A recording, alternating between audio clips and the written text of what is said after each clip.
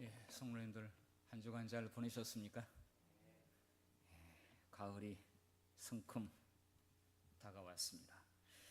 또 다음 주부터는 날씨가 많이 온도가 내려간다고 하네요. 정말 그저께까지 또 더웠습니다. 그리고 또 비가 좀 많이 왔죠. 그리고 또 금방 또 이렇게 기온이 내려간다고 하니까 시간이, 세월이 신속히 지나가는 것을 또 느낄 수가 있습니다.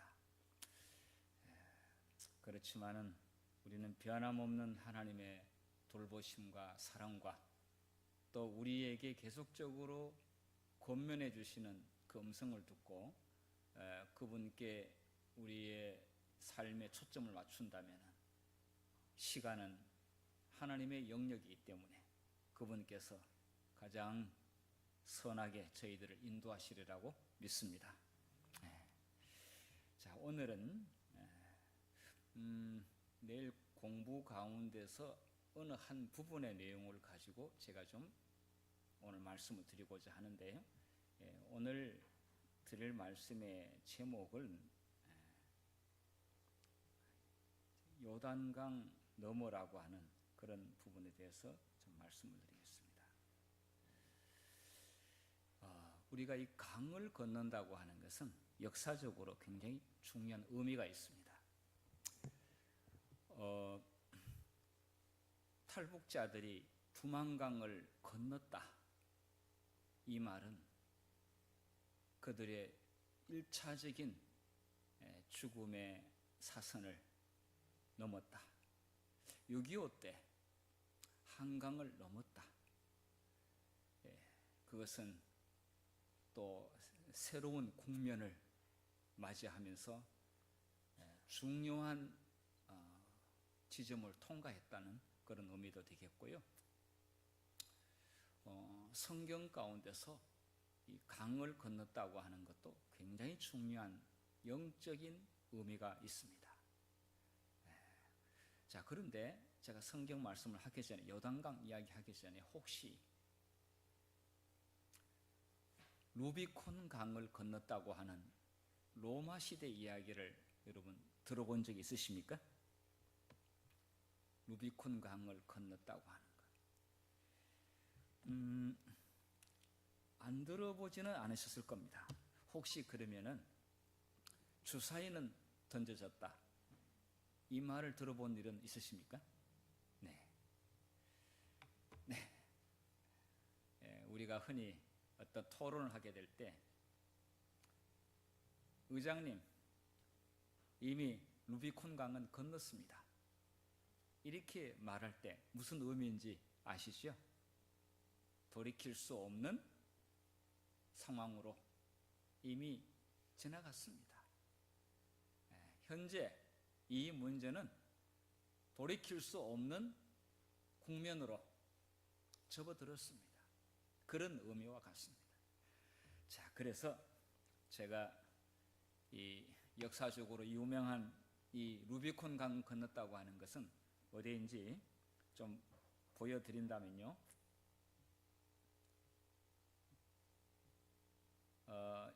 여기 이제 이탈리아, 옛날 로마 시대지요. 여기 쪽 루비콘 강이 있습니다. 파란 선 있죠. 자, 여기 이제 로마 시가 여기 밑에 있습니다. 여기 있는데 이 루비콘 강을 건널 때는 어떤 군인도 무장 해제를 하고 로마에 대한 충성을 맹세하고 무장을 해제하고 이 강을 건너도록 되어 있습니다. 왜 그랬을까요?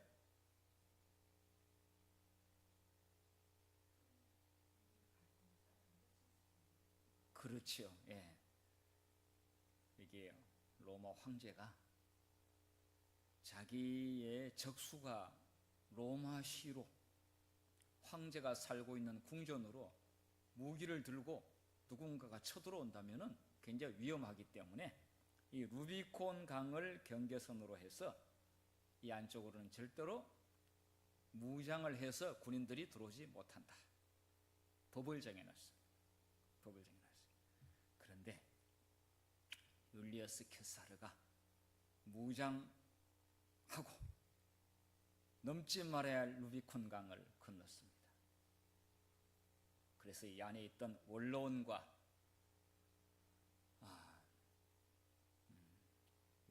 폼페이우스가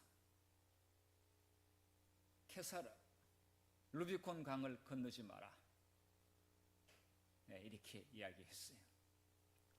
근데 케사르는 야욕을 가지고 이미 자기가 어떻게 이 최고의 자리에 오를 것인가에 대한 치밀한 계획을 세우고 이미 루비콘 강을 건넜습니다. 그래서 이 폼페이우스가 보낸 그 전달, 그 전령의 이야기를 듣고 따르지 않았습니다. 이미 주사위는 던져졌다, 이렇게 이야기했습니다. 이미 나는 루비콘 강을 건넜다. 유명한 이야기입니다. 유명한 이야기. 그래서 이 일 때문에, 이 사건 때문에 아까 말씀드렸듯이 이미 상황은 앞으로 진행됐습니다. 돌이킬 수 없는 상황에 와 있습니다. 더 이상 돌아가라고 말하지 마세요. 토론하게 될 때 그 말을 씁니다. 주사위는 던져졌다. 자, 그래서 역사적으로 기원전 49년에 율리어스 케사르가 주사위는 던져졌다는 말을 하고 무장을 하지 않고 루비콘 강을 건너서 로마시로 진군을 하게 됩니다. 당시 폼페이우스와 원로원이 거기에 로마시 안에 있었는데 케사르가 이런 이야기를 듣고, 이미 들어왔다는 이야기를 듣고 이미 큰일 났다. 원래는 이게 세 사람이 함께 같이 정치를 하기로 한 것은 삼두 정치라고 했는데 케사르가 드디어 칼을 뽑기 시작한 것이죠. 정치의 세계는 절대로 믿을 사람 아무도 없습니다. 그리고 욕심과 권력이 눈에 보이는 한 반드시 칼을 뽑고 야욕을 감출 수 없이 진행을 하는 것을 볼 수가 있습니다. 그런데 성경에서 중요한 강을 건너는 사건이 있는데, 성경에는 무기를 들고 이렇게 건너는 그런 개념이 아니라 대단히 중요한 시대를 접어들게 하고 대단히 중요한 신학적 의미가 들어있습니다. 자, 먼저 성경에는 바다를 건넌 이야기가 나옵니다. 혹시 바다를 건넌 이야기는 잘 아시죠? 시편 66편 6절에 보면은 하나님이 바다를 변하여 육지가 되게 하셨으므로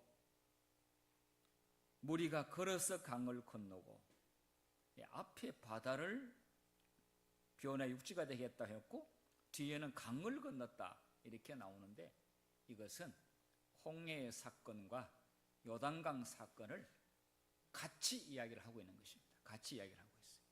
그러니까 이렇게 두 사건을 같이 이야기하는 것은 순서를 이야기하려고 하는 것이 아니라 두 개 합쳐서 중요한 신학적 의미가 있거나 또 교훈이 있을 때 이렇게 사용을 합니다. 자, 이것은 하나님께서 권능으로 행사하시고 자기 백성을 인도하신 그 사건을 찬양하는 그런 이야기입니다. 우리도 지나간 역사 가운데서 긴 큰 사건, 분명히 별개의 사건이지만은 같이 언급을 하는 경우는 그 전체 주제를 이야기하는 것이지 지금 어떤 역사적인 스토리를 이야기하는 것은 아닙니다. 자, 여기 우리가 거기서 주로 말미암아 기뻐했도다. 하나님의 구원에 대하여 찬양하는 그런 말씀이죠. 자, 하나 더 보겠습니다. 시편 114편 1절부터 3절까지. 자, 한번 같이 읽어볼까요? 시작. 이스라엘이 애굽에서 나오며 야곱의 집안이 어느가 다른 민족에게서 나올 때 유다는 여호와의 성소가 되고 이스라엘은 그의 영토가 되었도다. 바다가 보고 도망하며 요단은 물러갔으니. 자, 이것도 두 사건인데 하나의 사건으로 보면서 앞에, 자, 여기 보니까 언어가 다른 민족에서 나왔다. 이게 출애굽 사건을 말하고 있죠. 그러면서 유다는 여호와의 성소가 되고 이스라엘 백성은 여호와의 거하실 처소가 되었고 이스라엘은 그의 영토가 되었도다. 이것은 국가로서 또 하나님의 통치하는 나라로서의 전환된 것을 의미하고 있습니다. 출애굽 사건과 그 다음에 요단강 이 사건은 새로운 시대를 시작했음을 알리고 있습니다. 새로운 시대가 시작됐다는 것을 말하고 있습니다. 그래서 이 바다를 건너고 강을 건넜다고 하는 것은 영적으로 하나님께서 새로운 역사를 펼쳐나가시고 이제 여기서는 나라로, 전에는 노예 상태는 나라가 없었습니다. 애굽에 있을 때는. 그런데 출애굽하면서 이제 나라가 성립되기 위해서는 법이 있어야 되고 영토가 있어야 되고 통치자가 있어야 되고 그렇게 해서 새로운 하나님께서 그 백성을 통치하고 계시는 국가로서의 전환을 알려주고 있습니다. 자, 홍해에서 모세가 이제 주도적인 일을 했습니다. 모세의 지팡이로 말미암아 갈라졌다. 바다가 갈라졌다 했습니다. 물이 갈라져 바다가 마른 땅이 된지라. 하나님께서 이루신 것이지만은 하나님께서 지도자를 세워서 일하시는 것을 볼 수가 있습니다. 출애굽기 14장 31절에 이러한 내용과 함께 사람들은 모세라고 하는 사람은 알기는 알지만은 그가 하나님이 세우신 지도자라고 하는 것에 대해서는 아직도 잘 알지 못하고, 그리고 하나님께서는 모세라고 하는 인물을 세웠을 때에 백성들로 하여금 모세를 따를 수 있는 뭔가 신적 권위를 부여했습니다. 그래야 모세의 말은 하나님의 말이다 라고 그렇게 따를 수가 있기 때문에 그렇습니다. 그래서 이 홍해 사건 이후에 이제 전에는 애굽의 종살이였고 바로의 말을 들었지만 이제는 모세의 말을 들어라. 내가 모세에게 이야기한다. 너희들은 모세의 말을 들어라. 이제 통치자가 바뀌었습니다. 지도자가 바뀌었습니다. 새로운 시대가 시작됐음을 말하고 있습니다. 그래서 출애굽기 24장 31절에 애굽 사람들에게 행하신 그 큰 능력을 보았으므로 백성이 여호와를 경외하며 여호와 그의 종 모세를 믿었더라. 하나님과 그 종 모세를 믿었더라. 이후부터는 모세의 말만 믿어야 했었습니다. 여호와와 그의 모세의 말만 믿어야만 했습니다. 우리가 침례를 받고 정말 세상에서 침례를 받고 새로운 사람이 되었을 때 누구 말을 믿어야 되나요? 전에는 사람 말 듣고 세상 말 듣고 그랬는데 하나님의 백성이 되고 난 다음부터는 하나님과 하나님이 보내신 선지자와 하나님의 말씀을 대언하는 종들의 말을 듣고 새로운 출발을 합니다. 아주 중요합니다. 자, 그 다음에 요단강에서는 드디어 또 새로운 시대가 시작되는데 이 요단강을 건널 때는 자, 여호수아 3장 14, 16절에 보게 되면은 여기는 강을 건너는데 언약궤를 메고 그 강을 건너는데 그때 그 강은 그렇게 큰 넓은 강은 아니었습니다만은 그러나 그 시기에는 스스로 건널 수 없고 매우 위험했습니다. 물이 많이 찼을 때였습니다. 자, 그럴 때 그 언약궤를 맨 제사장들이 어깨에 언약궤를 메고 앞장서서 가장 앞장서서 바닷물을 밟는 순간 바닷물이 갈라졌습니다. 홍해 바다가 갈라지는 것처럼 바닷물이 갈라졌습니다. 내려오는 물은 위에서 멈췄고 있었던 물은 흘러가 버렸습니다. 그래서 육지가 되었습니다. 하나님의 말씀 명령에 이들이 저렇게 물살이 세고 무서운데 어떻게 언약궤를 메고 건너느냐, 물이 말라지게 한 다음에 건너자라고 한 게 아니고 명령에 따라 물이 있는데 믿음으로 건너려고 물속으로 발을 들여 놓았을 때에 그때서야 갈라졌습니다. 물이 멈췄습니다. 저희들이 어떤 일을 하게 될 때, 하나님의 사업을 하게 될 때 사실 하나님의 사업의 결과는 아무도 모릅니다. 하나님만 아십니다. 그런데 미리 겁을 먹거나 또 안 된다라고 미리 단정을 하거나 다 된 후에 해야 된다라고 주장한다면은 사실 그 믿음이 필요 없습니다. 그 믿음이 없어도 다 돼 있는 거 누가 못합니까? 돈도 다 있지요, 사람도 다 있지요. 그 믿음이 필요 없습니다. 그런데 하나님은 그렇게 하지 아니하시고 아무것도 없는 가운데서 믿음으로 시작하게 합니다. 그리고 시작하면서부터 하나님께서 역사를 하나씩 시작하는 것을 볼 수가 있습니다. 그래서 그 일을 통해서 하나님께서 현재 우리 일들을 앞에서 진두지휘 하시는구나, 그렇게 느꼈을 때 백성들은 더욱 단합을 합니다. 그리고 하나님의 지시와 명령에 순종하는 마음을 갖게 됩니다. 하나님은 항상 그렇게 일을 하십니다. 그래서 겁을 먹거나 미리 계산을 해가지고 안 된다라고 하면은 사실 하나님의 이 능력을, 권능을 우리 인간이 무시하거나 미리 거부하는 그런 실수를 하게 되는데, 사실은 자기 힘으로, 우리의 힘으로 뭐를 하겠다고 하는 그런 것은 굉장히 위험하죠.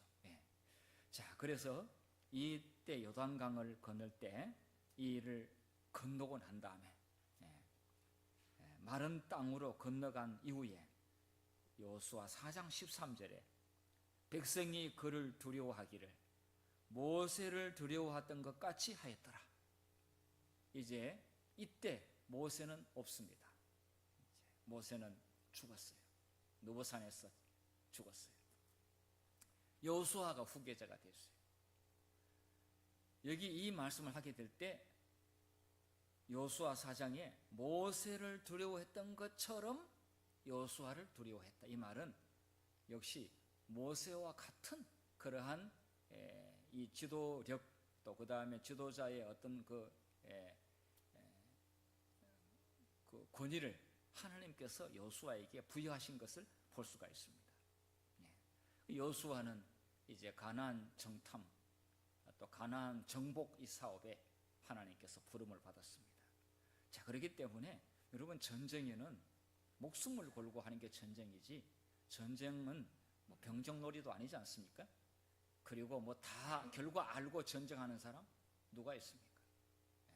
우크라이나하고 러시아하고 전쟁 벌였지만 러시아가 일주일 만에 끝낼 줄 알았지만 아직도 4년째 전쟁은 계속되고 있습니다. 전쟁은 모르는 것입니다. 자, 이럴 일에 더욱 백성들로 하여금 마음을 가다듬고 성결하게 하고 여호수아를 통해서 주신 하나님의 말씀에 절대적으로 순종하고, 그리고 겸손히, 그러면서 언약궤를 맨 자들이 앞장 세웠다고 하는 것은 하나님의 율법에 순종하게 될 때 승승장구할 수 있지만 하나님의 율법을 버리거나 그 다음에 거기서 벗어났을 때는 반드시 실패할 거라고 하는 것을 미리 알려주고 언약궤를 앞장 세워서 가게 하신 것은 전쟁의 성패를 가름하는 중요한 교훈이라고 생각합니다. 자, 이렇게 해서 요단을 건넜습니다. 여기서도 역시 마른 땅처럼 건넜다. 그러니까 뭐 아주 별것 아니면은 그렇게 생각 안 했겠죠.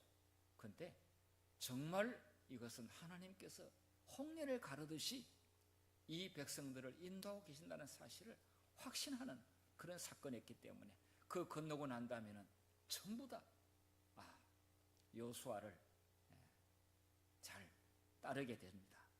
여호수아의 말을 하나님의 말씀이라고 그렇게 받아들이게 됩니다. 자, 그 다음에 또 요단강이 나오는데요. 엘리야가 하늘로 승천하기 전에 엘리사를 부릅니다. 역시 여기도 엘리야의 시대는 가고 엘리사의 시대가 이제 새로 시작이 됩니다. 이제 중요한 사명이 엘리사에게 승계하는 그런 때가 왔습니다. 자, 그런데 역시 여기서 요단강에서 만나게 됩니다.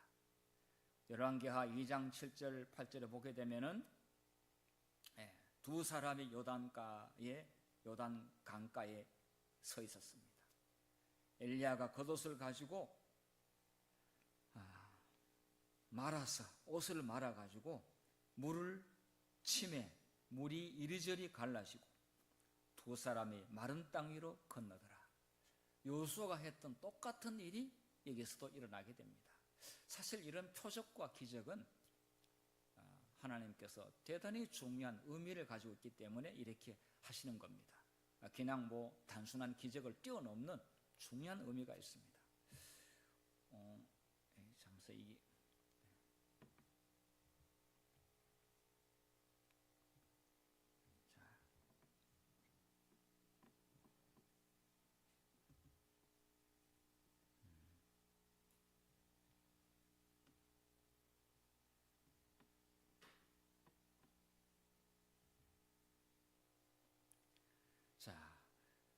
그래서 이 엘리사 앞에서 엘리야 그렇게 함으로 인해 가지고 이때 지켜보고 있는 사람이 있었습니다. 엘리야가 이렇게 요단강을 갈라지게 하게 될 때 누가 지켜보고 있었느냐 하면은 엘리야가 삼류학교를 세웠습니다. 엘리야가 삼류학교를 세웠는데 선지자 학교를 세웠는데 그 선지자 학교에 50명의 학생들이 성경의 생도들이 그랬습니다. 학생들이 이 엘리야와 엘리사가 요단강에서 만나서 이러한 중요한 고난을 엘리사에게 위임하는 그 기적의 장면을 눈으로 선지자 학교의 학생들이 눈으로 직접 목도했습니다. 그래서 이제 엘리사가 엘리야의 뒤를 이어서 선지자의 사명을 감당하는구나. 공적으로 이 의식을 행하는 일이었습니다. 그래서 엘리사의 말을 듣는 것은 하나님의 말을 듣는 것이다. 엘리야를 존경하는 것처럼 엘리사를 존경하고 하나님의 말씀을 엘리사를 통해서 전달되는 것이다. 이렇게 보여주는 것이었습니다. 엘리사가 그 엘리야로부터 받은 옷을 가지고 이제 엘리사가 그렇게 했는데 역시 강물이 갈라지게 됐습니다. 똑같은 일이 두 사람에게도 엘리사에게도 일어난 것입니다. 자, 그 다음에 요단강은 예수님의 중요한 침례가 있었던 곳이죠. 예수님께서 요단강에서 침례를 받으셨는데 여기는 강을 건너는 일은 없습니다. 그런데 여기 보니까 마태복음 3장 16, 17절에 보니까 예수께서 침례를 받으시고 곧 물에서 올라오실세. 자, 중요한 단어가 나옵니다. 뭐가 열립니까? 하늘이 열리고 새로운 시대가 시작됩니다. 물론 예수님께서 오셨습니다마는 이제 예수님께서 공적인 사역을 시작하는, 그래서 침례를 받으시고 이제 공적인 사역을 시작하십니다. 그래서 성령이 이 선지자 메시아 이 예수님에게 성령께서 함께 하심으로 인해 가지고 많은 사람들이 이분은 하나님의 아들이라는 사실, 내 사랑하는 아들이요 내 기뻐하는 자라는 사실을 사람들에게 확실하게 각인시킵니다. 자, 요단강에서 이런 일들이 진행됐습니다. 이전에 모세가 홍해를 건너고, 그 다음에 요수아가 건너고, 또 엘리야, 엘리사가 여기서 또 마른 갈라지게 해서 마른 땅이 되게 하고, 그와 동일한 의미로 예수님께서 이제 새로운 시대가 열리게 되고, 또 새로운 구원의 문이 열리게 되고, 그리고 새로운 하나님의 보내신 종이 이제 드디어 이 세상 앞에 드러내는 그러한 중요한 역사적인 사건입니다. 자, 지금 제가 4번의 하나의 바다와 3번의 강 이야기를 했는데, 같은 맥락에서 바다나 강이나 같은 맥락에서 제가 홍해와 요단강에 대한 4가지 중요한 의미를 좀 정리를 했습니다.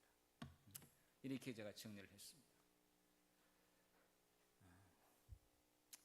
자, 이 모세의 사건 때는 어떤 중요한 의미가 있느냐? 노예 상태에서 자유의 상태로 우리의 신분이 바뀌어지는 그런 새로운 시대를 말해주고 있습니다. 애굽에서의 생활, 지옥 같은 생활, 전혀 자유가 없는 그런 생활이었죠. 그러나 비록 광야는 환경은 광야였지만, 그러나 벽돌 굽는 일도 없고, 누가 자유를 억압하는 일도 없고, 누가 매를 때리거나 해초리로 핍박하거나 그러한 자고 없습니다. 정말 자유로운 하나님의 백성으로서의 새로운 삶을 시작하게 되는 것이죠. 자, 여호수아 시대는요, 역시 요단강을 건너는데 물이 갈라졌습니다. 여기는 그동안은 유랑의 시대, 광야의 40년 동안에 유랑을 했습니다. 정착지가 없었습니다. 끊임없이 이동해야만 했습니다. 이제는 가나안 정복을 통해 가지고 지정된 지파들이 지정된 장소에서 국가로, 이제 국가의 가장 중요한 요소는 영토가 있어야 국가가 되는데, 이제 그 지정된 땅을 확보하게 되는 것이죠. 새로운 또 시대가 시작되는 것을 말하고 있습니다. 자, 엘리야의 시대는 엘리사에게로 가면서 엘리야는 하늘로 승천하게 됩니다. 여기서 엘리야에게나 엘리사에게나 하나님께서 부여하신 사역은 그대로 승계되는 것을 볼 수가 있습니다. 단지 지도자만 바뀌었을 뿐이지, 그러나 하나님께서는 동일한 사명 사역을 우리에게 부여하십니다. 자, 우리는 역사의 마지막 시대에 남은 자손으로서 살고 있는데, 그 남은 자손은 그냥 시간적으로 끝이라는 개념도 있겠지만은, 시간적으로 마지막이라는 개념도 있지만은, 새로운 시대에 새로운 사역을 승계받았다고 하는 중요한 사명도 함께 있습니다. 이 세상의 마지막에 남은 자손을 두게 한 목적은 단순히 생명의 연장 차원이 아니라 역사의 연장 차원이 아닙니다. 이 마지막 시대에 꼭 이루어야 될 사역이 있습니다.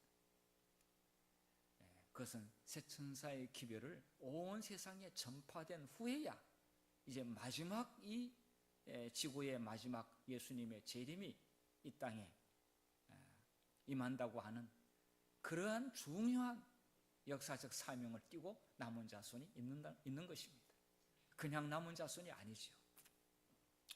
자, 우리는 종교개혁자들의 종교개혁 정신과 그 다음에 믿음의 선구자들이 지켜왔던 여러 진리의 보석들, 그 다음에 진리의 지계표, 그 다음에 또 오랫동안의 안식일을 고수해 와서 지켜왔던 왈덴스인들의 그 안식일 준수의 정신, 그래서 이 모든 진리와 그 다음에 감추어졌던 그 다음에 진리를 다시 공개적으로 이제 세상 앞에 드러내는 일에 마지막 특별한 사명을 가지고 이 시대를 살고 있습니다.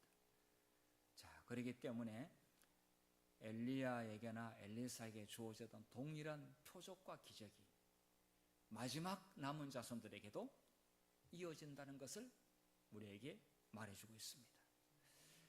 자기를 드러내지 않아도 기도하고 성령을 구하는 자에게 하나님께 조건 없이 강력한 표적이 뒤따르게 됩니다.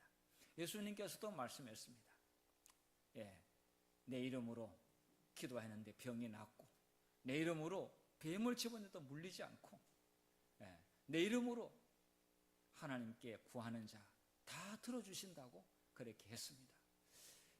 마지막 시대에도 표적은 있습니다. 물론 표적이 전부는 아닙니다만은, 그러나 하나님께서 마지막 시대에 필요할 때 그런 일들을 일으키신다고 말씀하신 것이죠.